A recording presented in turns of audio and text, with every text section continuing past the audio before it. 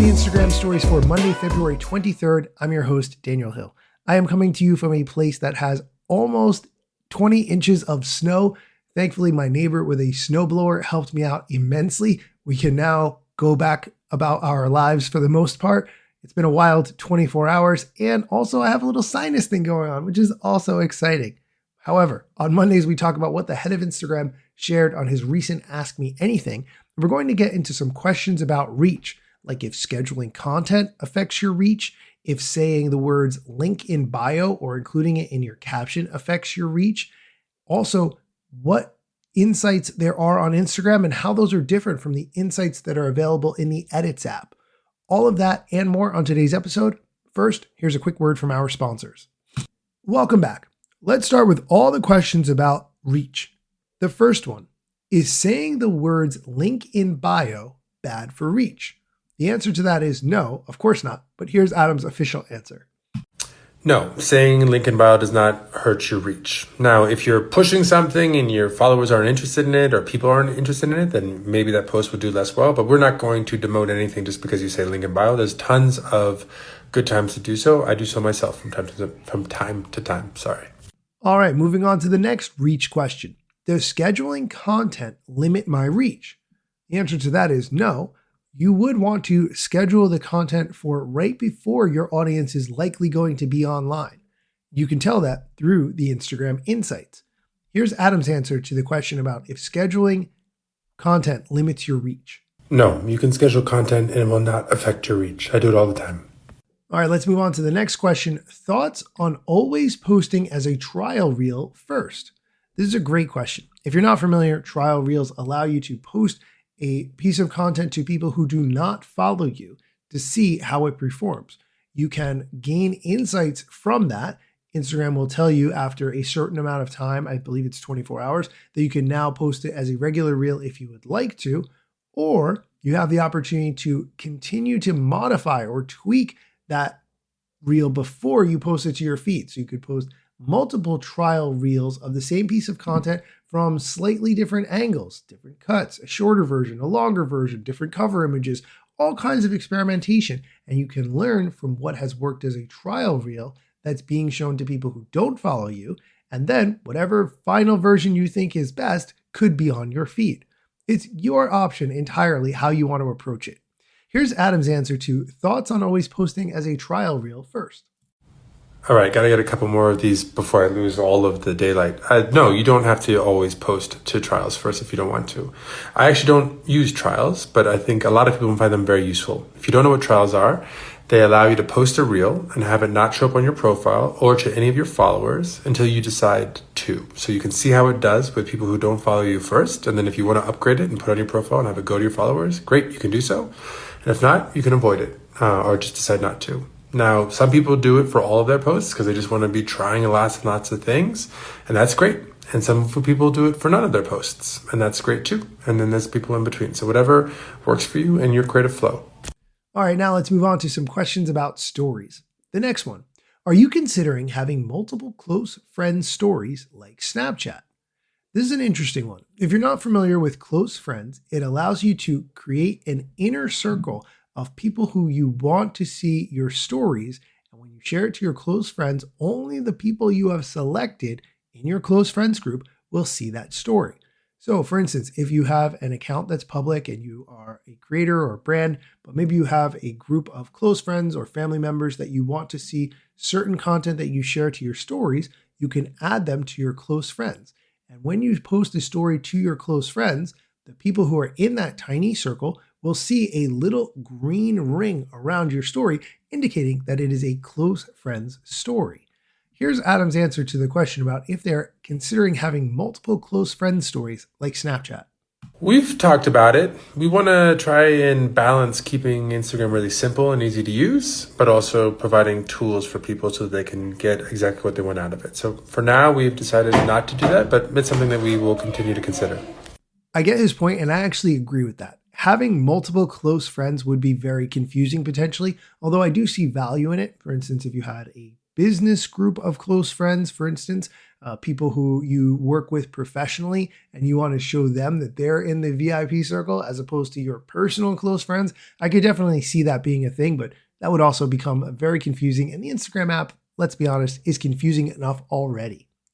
Let's go on to the next question about stories.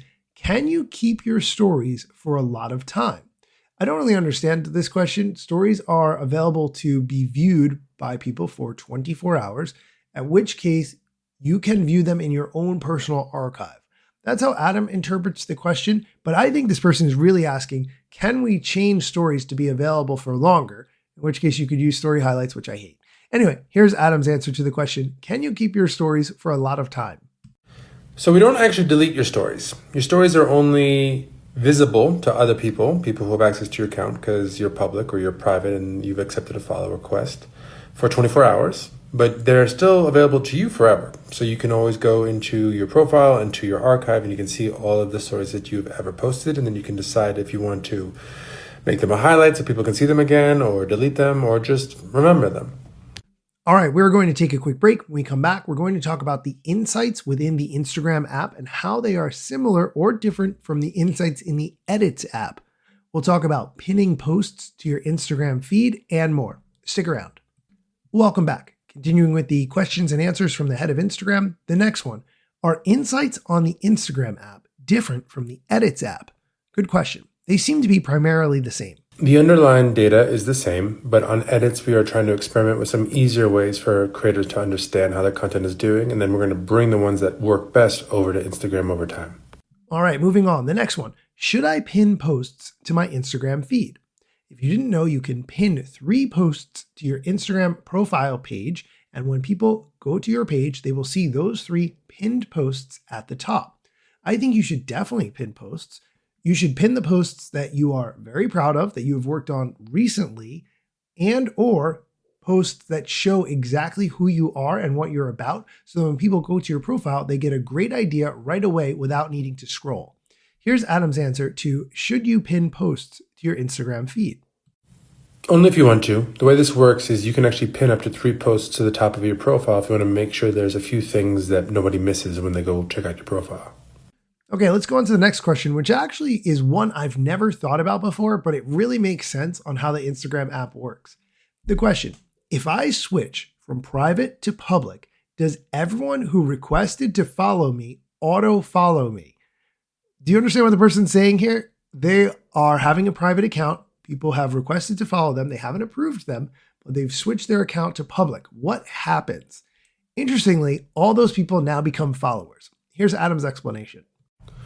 Yes, if you have a private account, when people try to follow you, they end up having what's called a follow request, and you have to accept it before they can see your content. And if you switch to a public account, all of those pending follow requests will automatically go through because you're public. Now all those accounts that were asking to follow you before will be following you because your account at that point will be public. That explanation totally makes sense. I just never thought about it before. And the last question we're going to talk about today, what's the one thing you'd love to see more of on Instagram? I'm going to let Adam give his answer, and then I'm going to say mine. I don't know if this is the one thing, but one of my favorite things that I do see on Instagram that I'd love to see even more of is when people give each other flowers. When people highlight other people for doing interesting things or fun things or brave things or creative things. I just think that's just the kind of good positive energy that I'd love to always see more of. It's funny. I think I actually want to see the opposite of that. I want to see people creating content for themselves, something that they're proud of, content that they worked hard on, and people focusing on actually creating their own content as opposed to resharing other people's content. I see so many times on stories, people have just shared things from TikTok or reels that they found funny, and that's totally fine. But we had email forwards for many years before we had social media, and it was not great. Email forwards could be funny, but they also could be kind of annoying. I wanted to see real emails come in from my actual friends who had something to tell me or something to share, something that they worked hard to type up that was meaningful. That's what I want to see more of on Instagram. Or tell me a really good story. That's fine too. Okay, that is going to do it for today's episode. Please come back next time for more social media news, strategy, and other things you should know. Let's get it. The year was 2013. You posted your first pic and you're glad you posted a scene. Your friends millions like the two. But what you didn't know is what posting on that platform would do. Taking all your time and attention, doom scrolling. Also, let me mention, you gotta post on every platform, putting content on every set just to conform. Likes gave you validation and you got hooked. Now engagement is down, you feeling overlooked. Hey, keep coming back for more podcasts. And find me on Instagram at Daniel Hill Media. I'm gone.